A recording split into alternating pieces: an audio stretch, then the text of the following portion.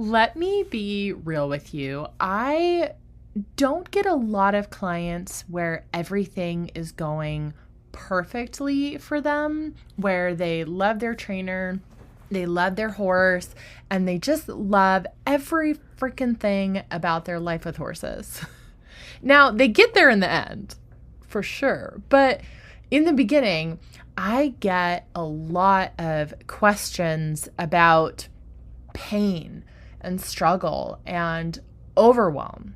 So I wanted to address some of them here because there is a good chance that you've wondered about some of these yourself.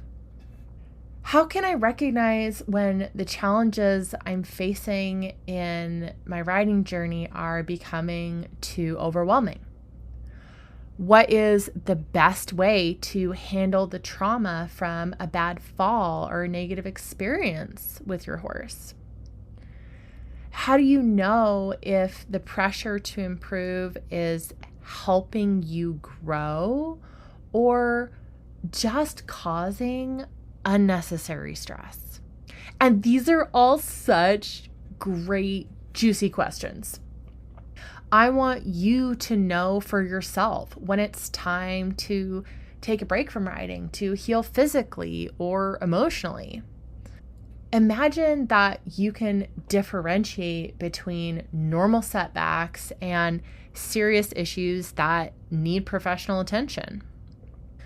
And in today's podcast, I am going to knock out all these questions with a deep dive into the psychology behind hurt, healing, and resilience. So, as we say in the pen, let's send it. Welcome to the Resilient Reiner, the premier podcast focused on mental performance for equestrians and improved horse show performance. Whether you're a rookie reiner or a seasoned competitor, this show is for riders who want to take their skills to the next level and achieve their full potential in the show ring. I'm Nicole Burnett, and I'm a master mindset coach who's obsessed with helping you achieve all those horse dreams you always thought were impossible. Join me each week to develop a show-ready mindset and gain the competitive edge you need to compete with confidence. Well, welcome, friends. I'm your host, Nicole Burnett, and I'm excited for today's juicy episode. Now, before we get too much into it, I do have a very exciting announcement, and I have been working behind the scenes now for a while on a brand new free training, and I am so excited to share this with you. This is amazing. We're going to do here in July, we are going to do a mini mental boot camp. Think of this as the loving kick in the ass that you need to get started. And this is so great. We're going to go all of the mental skills that you need as a rider. This is going to be multi-day and go deep into what are these different mental skills? What do you need to master? What sort of results can you get? And this is going to be so great whether you are a more experienced rider and competitor who's ready to take it to the next level and make sure that you're incorporating all of these different aspects into your mental training and your preparation, or whether this whole idea of mental training is new to you, and we're going to get you started on the right foot, knowing exactly what sort of mental skills you need to master and what that looks like in practice. So I'm really excited. I've been working on this behind the scenes to have some amazing case studies to demonstrate to you what this looks like and just really give you a framework for mental skills for riders, because I haven't put that together yet in this way before, and I'm really excited to share with you. So to sign up, all you have to do is go to resilientreiner.com/bootcamp and you can sign up. I can't wait to see you guys inside. Okay. As Western riders, we are steeped in this ethos that pain is good, that we need to struggle, and that struggle isn't fun or good. Let's question that premise. Now, too much pain and you're going to feel helpless. You're going to have trauma above my pay grade and need a psychologist to help you work through it. But is too little pain really any better? Without any struggle, is there meaning? Can it lead to entitlement from getting something that you didn't earn? I think internally, we all understand the idea that there is a right, or to put it more helpfully, that there is a helpful and productive amount of struggle when it comes to achieving our goals. We all know how sweet victory tastes when you worked your ass off with your horse and you're finally making progress. It really does add layers of meaning and self-worth, and dare I say it, it adds happiness and joy to your life to overcome obstacles. But how much is too much struggle? Think about when you're working with your horse. I am currently working on teaching my horse to side pass. He's never done it before, so it's really easy to overface him, and it would be way too much if I were to insist that he just side pass perfectly all the way down the side of the arena. Right now, I'm currently asking for 2 steps. It used to be literally just 1 step, but now he started to get the idea, and so now he's being challenged for 1 more step. It is a challenge, but it's one that he can handle, and then he feels proud. And so do I. We're the same as our horses in this manner. Basically, you have to challenge yourself in a way that is actually a challenge. If it is something that you can already do, it's not really a challenge, is it? But it needs to be something that you think you can actually do, or you'll just give up and not even try. But because you think you have a chance, when you do accomplish something, your struggles along the way just light you up because you see it as part of the process. It adds layers of meaning and many accomplishments along the way. It's like little stars going ding, ding, ding, ding, ding in a Mario Bros. Video game. Now, if you ask too much of yourself, you feel powerless because you know, or you think, you just can't do it. It's very demoralizing. It happens to me often, and I have to be ruthless with myself about what's actually on my to-do list for the day. Because, for example, if I allow myself to think about how I need to ride the horses, do the barn chores, coach my clients, prepare for my launch, record a podcast, post on social media, clean the house, mother my children, connect with my spouse, exercise, meditate, feel amazing, have fun. Oh, and somehow do it all by 6 p.m. Oh, talk with my friends. Well, I kind of just want to go eat bonbons and cry. It's a lot better when I pick what's happening on any given day. But even when I pare down my list, it's still challenging because life. So let me share a perspective shift that really helps me embrace all the challenges that come my way. I named my flagship coaching offering the Mental Gym for Equestrians. And it's really a great analogy because developing our mental skills is so similar to developing our physical skills. If you want to get stronger, you lift some weights. If you want to get stronger mentally, you have to lift weight mentally. It's a metaphor. What happens when you lift weights? Very literally, you have micro tears in your muscles, and this isn't a bad thing.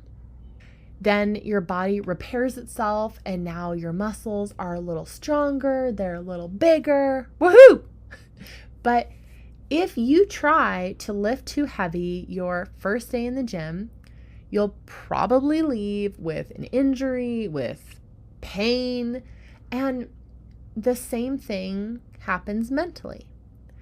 If you never challenge yourself mentally or emotionally, you will be weak mentally and emotionally. You'll be triggered more easily. And on the other extreme, if you are completely overwhelmed psychologically, you'll probably be injured. You'll have some sort of trauma, and maybe you have some chronic psychological pain. So, what do? Well, in the gym, you start lighter and you progressively challenge yourself to lift heavier weights incrementally. You get stronger and then you turn into Arnold. Okay, but seriously, consistent workouts where you work a little harder each time makes you stronger. Similarly, that is how you become stronger and more resilient psychologically. You go through experiences that challenge you without overfacing you. Boom, baby! All right, if you haven't seen The Emperor's New Groove, that is such a great movie and I recommend it. Tell me you know Boom, baby. All right, so how do you find the balance between pushing yourself too little or too much? Let me ask you a question. Can you differentiate between sympathy and compassion? Probably an unexpected question. Now, let me give you an example. So, as a parent, I have found this question really key, and it carries over to my writing as well. It is all too easy to mistake sympathy and compassion for the same thing. Sympathy is feeling bad for my kids and wishing that they didn't feel the way they do. So something like, yes, dear, I am sorry you have to do your chores today. And while sympathy isn't bad on the surface, it might even seem pretty wonderful, right? Like, don't we want people to suffer less? Well, maybe. I mean, that's kind of at the heart of what we're talking about today, isn't it? So here's a question to ponder, right? This can be some interesting and uncomfortable questions. Do you really want someone to suffer less? When we say we want someone to suffer less, do you want them to suffer less because you care for them and it's about them? Or do you want them to suffer less because you personally, you don't want them to feel bad anymore and it's about you? It gets kind of messy. Compassion is really about the person, and it's not about your feelings. It's not even really about their feelings. So for my kids, sympathy is feeling for them when they want a new toy or to not do their chores, and compassion is letting them feel sad and being there with them and knowing that they'll be better off after. Sympathy is when someone says they're sorry that my horse is lame. Compassion is my best friend coming over and giving me a hug while I cry.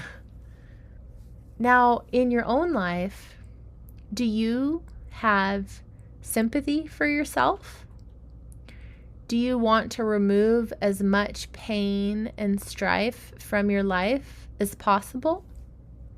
Or do you have compassion for yourself and you embrace working through struggle so you evolve into a better person, evolve into a better writer? And I get it. It's easy to share your sympathies. It's easier to focus on feelings. It can be a lot more challenging to figure out and attempt to measure personal growth. And the more advanced you get as a writer, it gets harder to measure growth as well, right? All of your cues become more subtle. There's so much more nuance. It feels like the growth is smaller and more difficult to measure. But here's the thing. Growth doesn't have to be monumental in order to be meaningful. Let's say that one more time. Growth doesn't have to be monumental to be meaningful. Small, consistent improvements compound over time. It's like the difference between sympathy and compassion. Sympathy wants to take away your immediate discomfort, but compassion understands that enduring and overcoming challenges is what truly makes you stronger and more resilient. So, how can you apply this to your writing and to your life with horses? So, here's 6 ways you can apply this today. 1. Chunk your goals. Break down your big goals into smaller, achievable steps. Just like asking your horse for one more step in a side pass. Challenge yourself incrementally. Celebrate each small victory because each one is a building block towards your larger goal. 2. Recognize your limits. Understand your current capabilities and be honest about them. Pushing beyond your limits, you don't want to end up with burnout or injury. You need to know when to push and when to rest. 3. Seek support. It can be your trainer, a fellow rider, a mental performance coach, but don't be afraid to ask for help.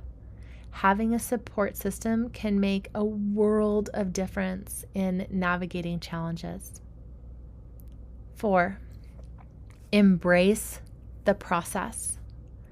Understand that struggle is a natural part of growth. Instead of avoiding it, learn to embrace it as a valuable part of your journey. Each challenge you face is an opportunity to build your mental and emotional muscles. 5. Practice self-compassion. Ooh, this one is personally difficult for me. So, I wonder which one it is for you, but this one, being kind to yourself. I struggle with this one. Recognize your efforts in progress, no matter how small they may seem. So when I say this a lot, it's because I need to hear it, and I know I am not the only one. But let me tell you, self-compassion fuels resilience, and it keeps you motivated even during tough times. I'm working on a whole podcast actually just on that because, oh, baby. All right. And number 6, reflect and adjust. Regularly take time to reflect on your progress and experiences. What's working? What's not? Be willing to adjust your approach as needed. Remember, the goal isn't to eliminate all pain and struggle from your life, but to manage it in a way that fosters your growth and resilience.